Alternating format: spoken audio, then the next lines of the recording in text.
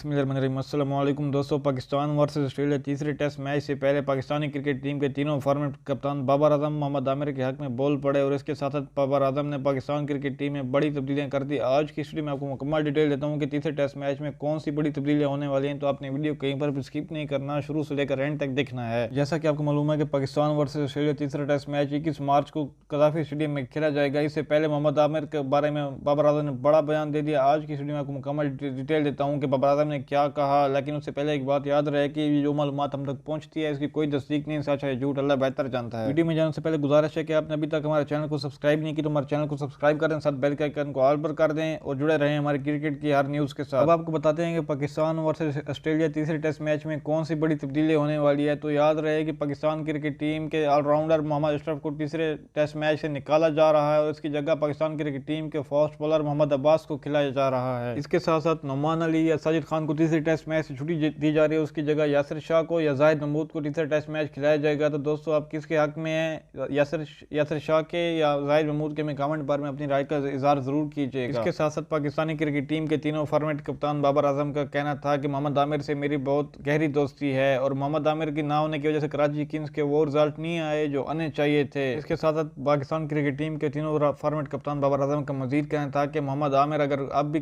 Pakistan cricket team में come back करता है तो उनको पाकिस्तान क्रिकेट टीम में जगह दी जा सकती है। दोस्तों ये थी आज की वीडियो, मिलेगी नेक्स्ट वीडियो में, तब तक के लिए अल्लाह हाफिज़।